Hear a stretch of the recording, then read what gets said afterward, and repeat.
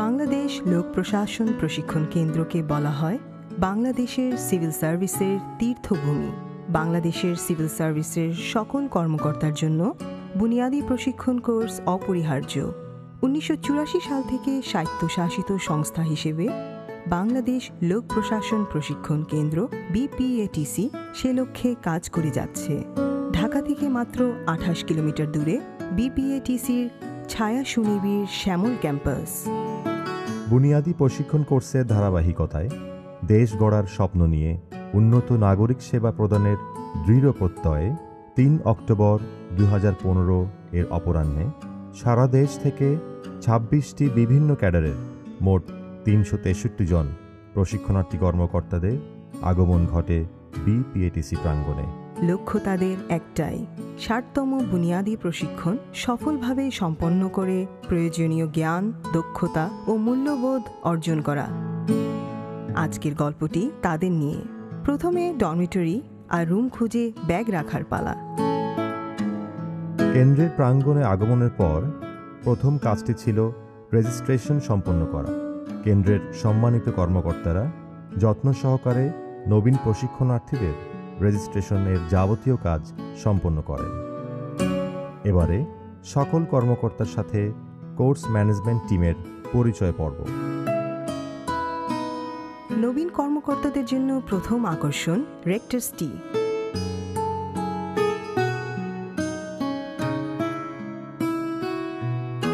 তবে হঠাৎ করেই যেন জন্মদিনের শুভেচ্ছায় উদ্বেলিত হয়ে উঠল সবাই। আমাদের জানা ছিল না আমাদের মাঝেই একই মাসে জন্মদিন রয়েছে অনেক দিনের। রেক্টর স্যারের সানুগ্রহ অনুমতিতে একসাথে উদযাপন হলো সেই জন্মদিন, আর সবার জন্য কেক আর ফুলের শুভেচ্ছা। স্বাধীনতার সকল আত্মত্যাগকে শ্রদ্ধা জানানোর মধ্য দিয়ে 60তম বুনিয়াদী প্রশিক্ষণ কোর্সের নবীন কর্মকর্তারা প্রতিজ্ঞাবদ্ধ হন দেশের প্রতি, জাতির প্রতি।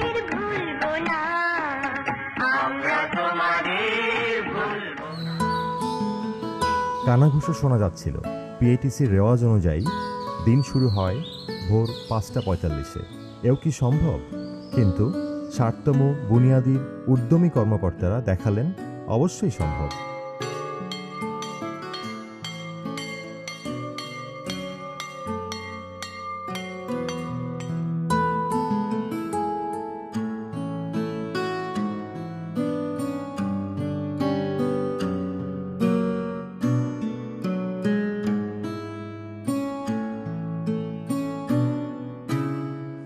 ভোরে ঘণ্টা বাজার কিছুক্ষণ পরপরই একসাথে সবাই মিলে প্রায় 3 কিলোমিটার হাঁটা।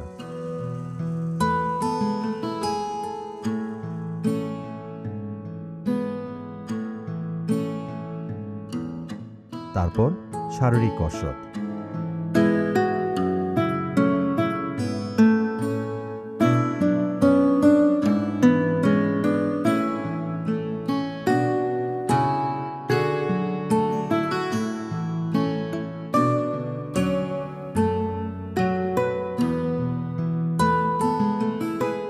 সকালের নাস্তা বা বিকালের খাবার অথবা রাতের ডিনার, লাইন ধরে খাবার নাও, কাঁটা চামচে ডাল খাও, এই ছিল আমাদের কাজ। সাপ্তাহিক ছুটিগুলোতে তাই বাসায় যে প্রথম কাজ ছিল হাত দিয়ে প্রাণ ভরে ভাত মাখিয়ে খাওয়া। এরপর আমাদের ক্লাস। আমাদের একনিষ্ঠতা আর একাগ্রতায় নিদ্রাদেবী মাঝে মাঝে পথ ভুল করে ক্লাসে চলে এলেও খুব বেশিক্ষণ তাকে বসতে দেওয়া হয়নি।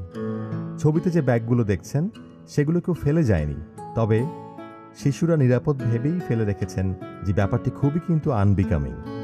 এই হচ্ছে ব্যাগ ফেলে রাখার দল। মন দিয়ে তাদের পরীক্ষা দেওয়া চলছে। 60তম কোর্সের প্রশিক্ষণার্থীরা শুধু পড়াশোনা আর পরীক্ষা নয়, সাংস্কৃতিক পরিমণ্ডলেও তারা সেরার সেরা।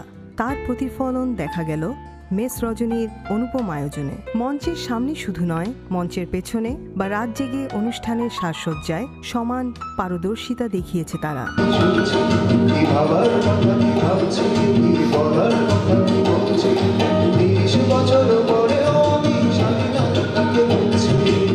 পলিমাটির সৌরভ ছিল, তার পিঠে রক্ত জমার মতো ক্ষত ছিল। তিনি অতিক্রান্ত পাহাড়ের কথা বলতেন, অরণ্য এবং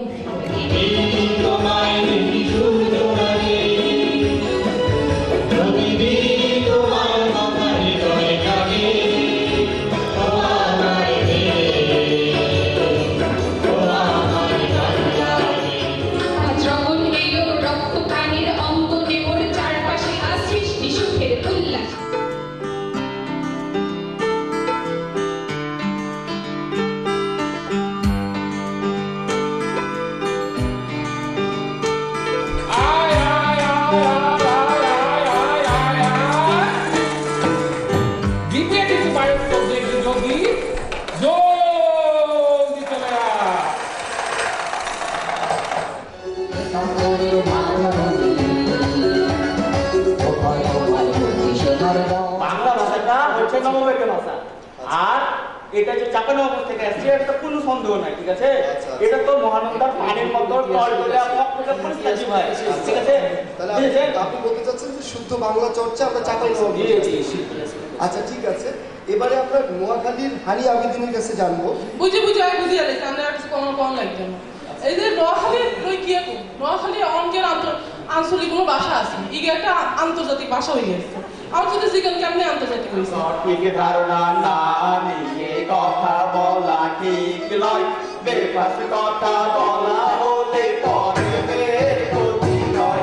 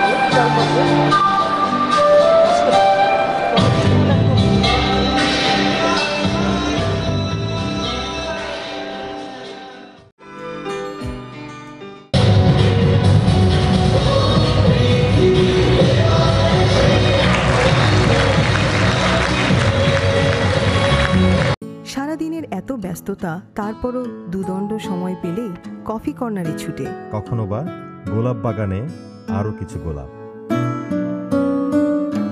তারা ভোলে না কার জন্মদিন, কার অ্যানিভার্সারি, উপলক্ষ তো অজুহাত, হাসাহাসি আর খাওয়া দাওয়া বাড়তি পাওয়া।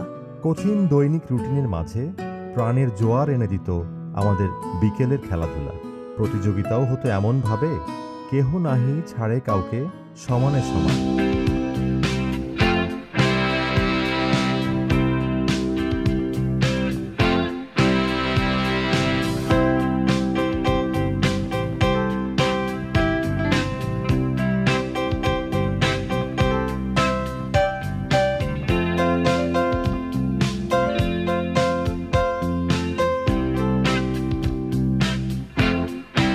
প্রাণের বিপিটিসি প্রাঙ্গণ ছেড়ে প্রশিক্ষণের অংশ হিসাবে 2 মাসের জন্য বুনিয়াদী প্রশিক্ষণার্থীরা চলে গেলেন 31টি ভিন্ন ভিন্ন জেলায়। বাংলার পথে প্রান্তরে জনমানুষের জীবন আর সরকারের উন্নয়ন কার্যক্রম সরেজমিনে দেখা আর হৃদয়ঙ্গম করা ছিল এই সংযুক্তির উদ্দেশ্য।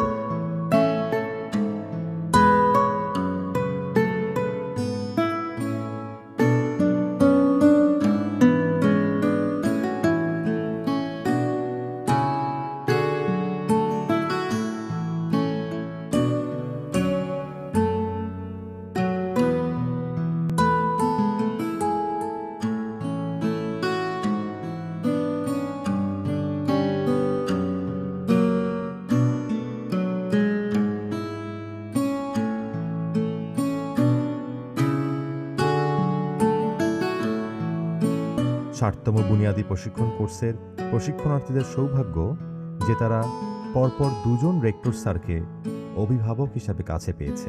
কেন্দ্র প্রধান হয়েও ভীষণ ব্যস্ত সময়ের মাঝে তারা আমাদের সময় দিয়ে ধন্য করেছেন। শ্যামল সবুজ বিপিএটিসি প্রাণের আবেগ আর উৎসবে সবসময় ছিল রঙিন। বসন্ত বরণ, পিঠা উৎসব, দেওয়ালি উৎসব, পূজার বাদ্য সবকিছু নিয়েই উদযাপনের উৎসাহ ছিল 16 আনা। কখনো কখনো শোকের ছায়া ছুঁয়ে গিয়েছে আমাদের। ভুলিনি আমরা যাদের হারিয়েছি চিরকালের জন্য। সকলেই ছিলেন আমাদের স্বজন। কেন্দ্রের নিয়মিত অনুষদবর্গ আমাদের প্রশিক্ষিত করেছেন সর্বদাই, কিন্তু আমরা আলোকিত হয়েছি অতিথি বক্তাদের অভিজ্ঞতার আলোক শিখায়, পাণ্ডিত্যে আর জীবন দর্শনে।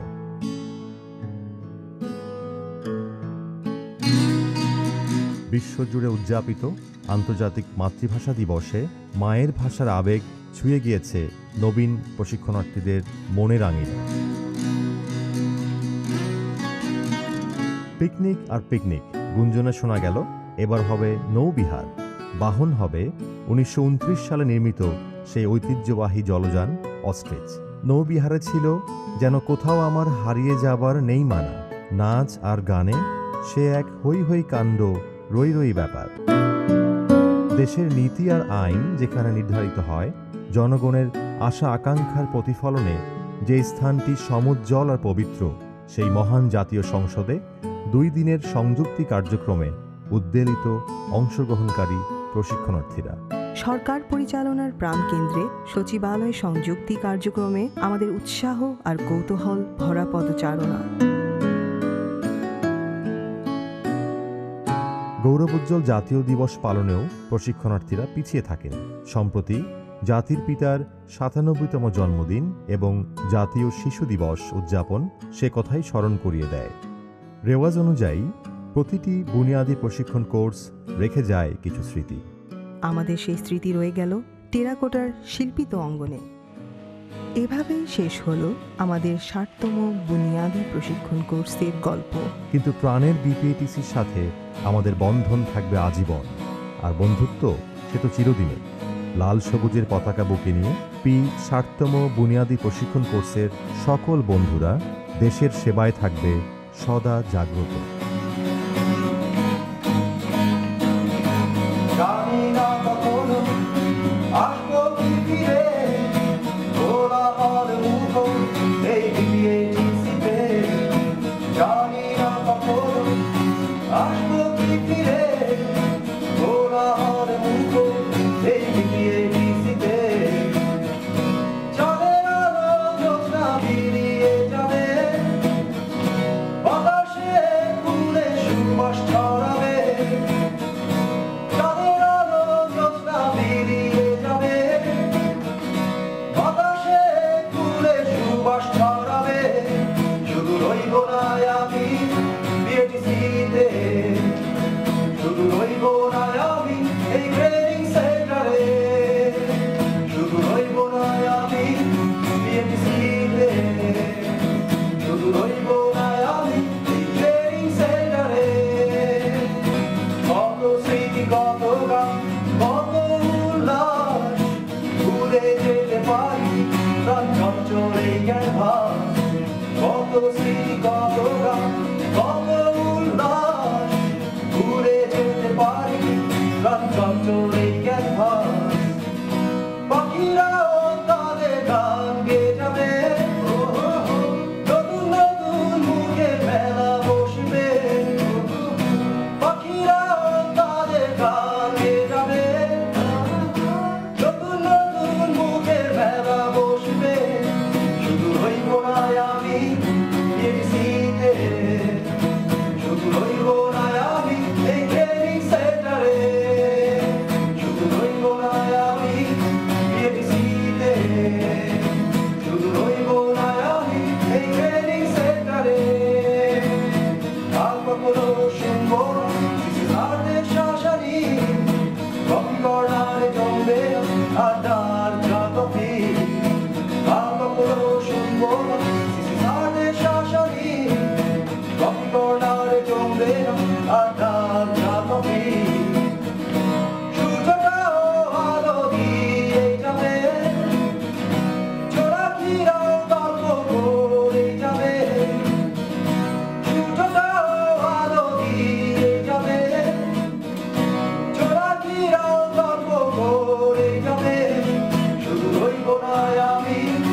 একটি